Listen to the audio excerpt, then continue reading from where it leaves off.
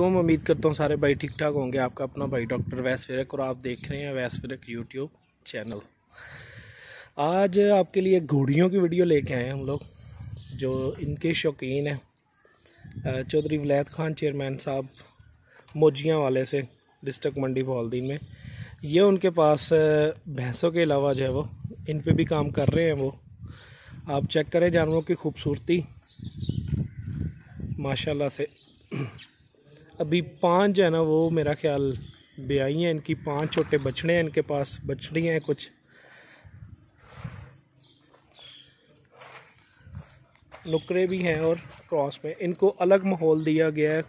वो सामने इनके अस्तबल बने हैं, आप देखें माशाल्लाह से कितने खूबसूरत जो है वो।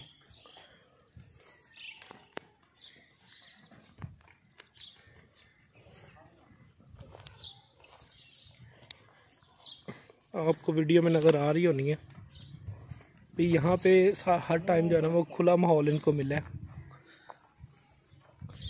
और देखें माशाल्लाह से कितने खूबसूरत और नेयाब से जानवर हैं इनके पास। अब ये आप बछड़ा चेक करें, क्या ज़बरदस्त क्वालिटी है इसकी।